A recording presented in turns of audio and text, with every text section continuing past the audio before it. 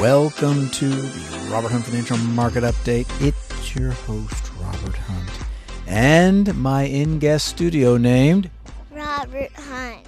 That's right, he's back by popular demand, and you're only going to school half days this week. Is that right, Robbie Hunt? Yes, I'm only finishing at noon. I'm going 5 days a week. That's right. He's grinding this year 5 days a week. We're delighted to have him back in the studio. Great feedback from the audience. 2 articles, 1 study, and 1 text is the show for today. And boy, is it a good one. We're going to look at an article, 2 Wall Street Journal articles. The first, investors borrowed like crazy during the rally. Now they're paying the price. Yeah, that's a good one to look into. Second one, Wall Street's trash contains buried treasure. This is about index funds jettisoning stocks and how those stocks did. Fascinating. Anything we can learn from it? We then are actually going to look at Vanguard's capital markets analysis. Now, I'm always cautious about sharing too much about these prognostications by banks and investment houses. But this study is one I've used recently to help people stay diversified. I hope it's helpful. And then we're going to end with a data point from a friend of the show who discloses just how well markets tend to do when the podcast is on and how poorly they did when there was no podcast. So maybe I'm making a bigger impact than I knew I had. All right, off the top.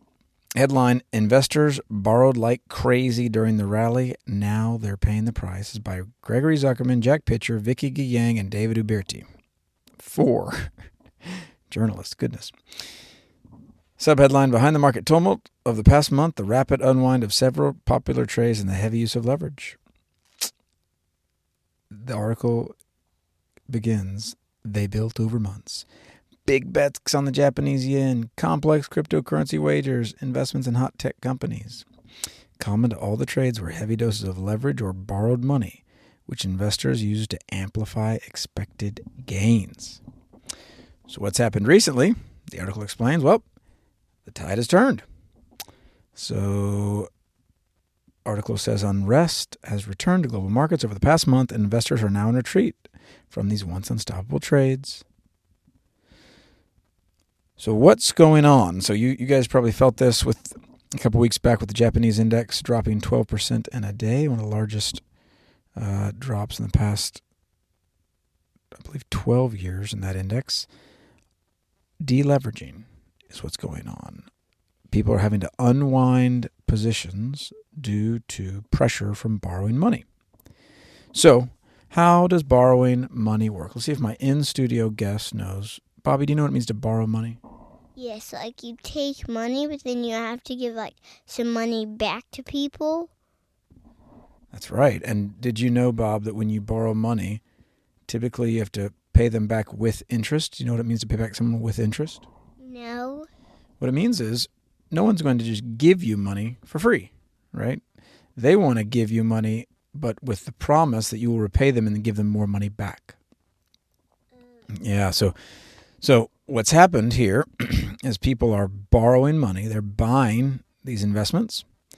And then if these investments are volatile, they can actually be required to either put up more money to make good on the bet or liquidate the holdings. And sometimes the lender will actually liquidate the holdings. So what happened in Japan, this article explains, is that a bunch of folks were borrowing money in yen, which is the Japanese currency, very low interest rates. They were basically using it to buy all sorts of things. And then turns out that yen trade got a little tight because the Bank of Japan might raise rates. But big picture, and what I think is helpful, simple picture, borrowing money and investing involves more risk. It involves more risk because you've now introduced more fragility into your investments. Because, as the scriptures say, Bob, the scriptures say the borrower is slave to the lender and the rich rule over the poor. That language is as stark and dramatic as it is, because it's true. If you borrow money and buy an asset that's volatile, even if over 10 years that asset does really well, if it's volatile enough, you're not going to be able to stick with it. So this comes back to my own philosophy on leverage. Every leveraged investment model with limited leverage seems to go well. In fact, I actually went back this week and read a study promoting a type of leverage. There's a strategy that is over 17 years. If you purchased these really out of the money call options, what does that mean? It means you're effectively betting that the stock market would go a lot, and these options would only pay out if the market went up like huge, 50%. But they're saying, hey, if you did that every year, your results would be better. Similarly, what the data shows, again, in a laboratory, is that if you do leverage your investments and you're able to hang on, meaning use limited leverage, it actually enhances your returns. Well, why is it that I'm not advocating that you do that and I don't personally do that? Well, this is where Morgan Housel's work, The Psychology of Money, is helpful. It is rare. It is the exception that investors who borrow money can hang on in the worst of times.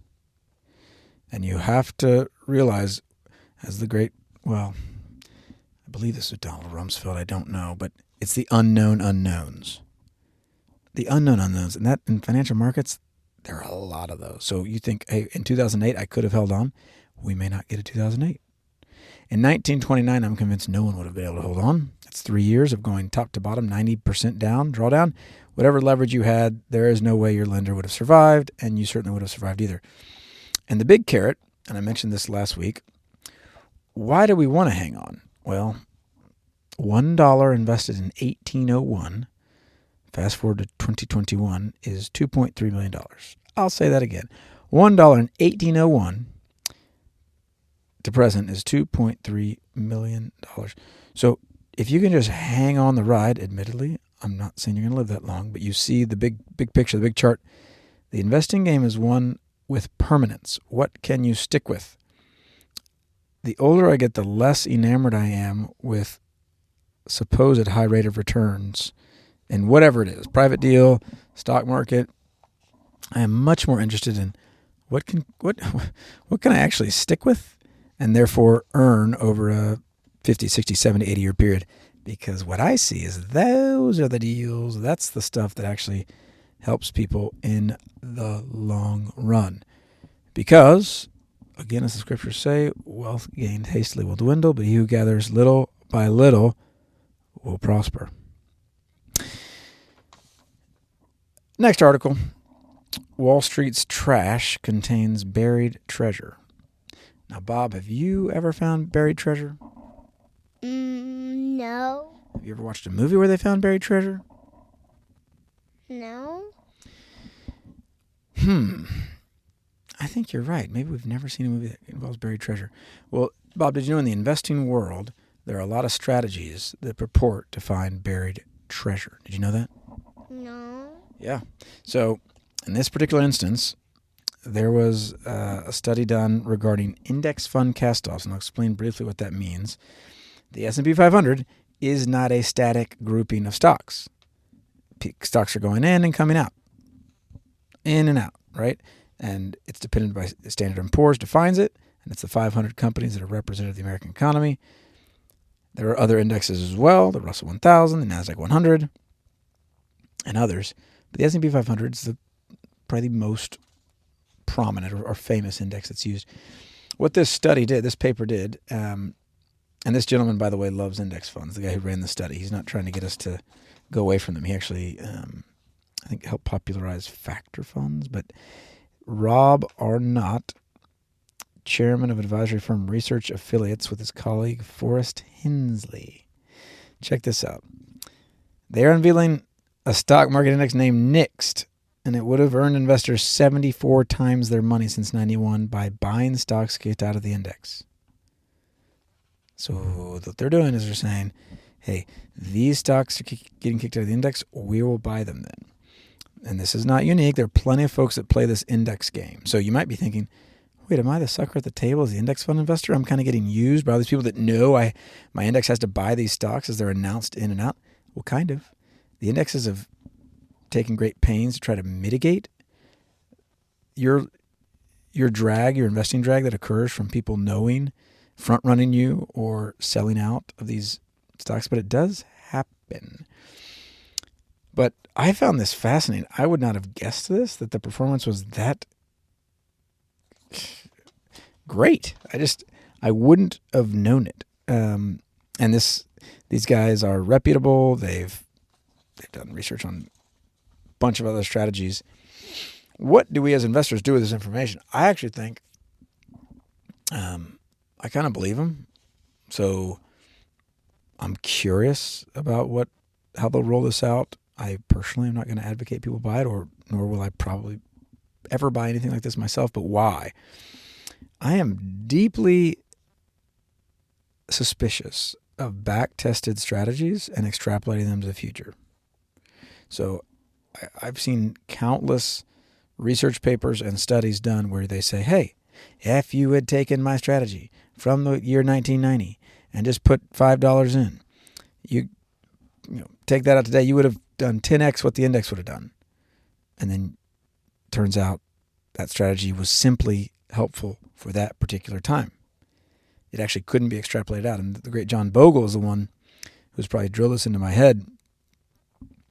Ultimately, we have to control what we can control for and figure out what is our advantage, is it sustainable, and cost is a sustainable advantage, and so is tax efficiency. So I will sail my ship into the harbor of tax efficiency and cost because I know that over the long haul, I'm going to be able to stick with that. I don't know if I'm going to be able to stick with some of these other strategies. If they have a down decade, I don't know. That's going to be tough. Will their fees be greater than a regular market cap index? Probably. And we know the drill. We got to keep our cost low and keep our investing simple. Keep your time horizon long. So that first adage, Bob, about keeping your costs low, a lot of these arcane, unique strategies, I call them twists on indexing, they don't always do that. But even if they do, and often increasingly they're getting the cost down, which is all to the good, the secret sauce in indexing is low cost and tax efficiency. And permanence, the idea that you can stick with it. Going back to my other discussion on using borrowed money to buy stocks, it's tough to stay on that bucking bronco. It's real tough to stay on that bucking bronco. So we're now going to our last research study and then a personal text from a friend of the show. But right now, what am I feeling from clients? What am I feeling at the water cooler? Proverbial as it is in my house, we'd actually got that Brita filter. What am I doing at the Brita filter?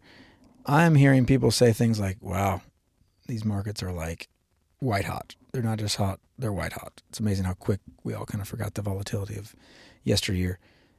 Markets are on fire, and so much so that in the last year, the U.S. stock market's up 23.63%. That's pretty good. That's the last 1 year, guys. The U.S. stock market's up 20. That's VTI. I'm quoting you at. S&P 500 in last year's up 24.83%. But Vanguard comes out with its capital markets prognostics, which I'm always careful showing, as you know. But what it does, I'll put it in the show notes. It takes the next 10 years and it estimates returns of various asset classes. Do you know, listener, what the least favorite asset class is in Vanguard's study of 1, 2, 3, 4, 5, 6, 7, 8, 9 asset classes? You've got U.S. REITs, U.S. small cap, U.S. large cap, U.S. growth, U.S. value, emerging markets, global markets.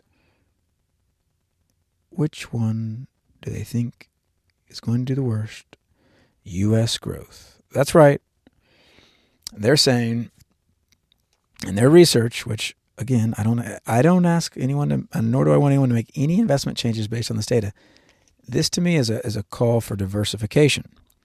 Because if you do think, wow, these markets are so hot, I don't know what to do with it, do not sell. Do not try to time this. Vanguard could be wrong. Will you stick with it? What I think is more important is, wow, which asset class do they think will do the best over the next decade? So the expected return of global stocks, no U.S., just global stocks, is about 6.5 to 8.5%. For U.S. stocks, they think it's about 3.5 to 5.5%. 3 to 5. So they're saying, why are they saying that? Price. They're saying, wow, the price to earnings ratios, what you pay per dollars of earnings in the United States is so much higher than the international world that they just don't see it sustainable. They could be wrong, which is why I don't like people making bets on this stuff. But this should at least encourage us to be diversified. Stay diversified, stay diversified. So check out that study if you want to. If you're great with being diversified, without reading this, just ignore it. But I also think on the fixed income side, I know bonds are fuddy-duddy, boring, but I find it interesting that over the next decade, Vanguard had about the same return expectation of U.S. bonds as U.S. equities over the next 10 years. That's something. That's at least something to say, maybe I am a candidate for having fixed income in my portfolio, particularly if I'm approaching retirement. It is not something that is for everybody, but in this study, bonds are expected to do a touch better, U.S. bonds over U.S. stocks in the next decade, which, of course, we know happened from the year 2000, 2010. So it does happen. And then in closing, a little bit of Robert's Corner here. I got a text, friend of the show. He put together a study that showed, and this was, I guess, inclusive of the last month, maybe the last 3 weeks, when there was no podcast, the S&P 500 weekly performance was negative 6%, according to his records. I have not fact-checked him. No need to fact-check this man, especially when I agree with the data. And the S&P weekly performance with the podcast, up 3.5%. So didn't know we could move markets like that, guys. Didn't know that the scope and the reach was there. But it just might be. But what we hope the reach is, what we hope the scope is that we can keep those costs low, keep your investing simple, keep your time horizon. Until next time.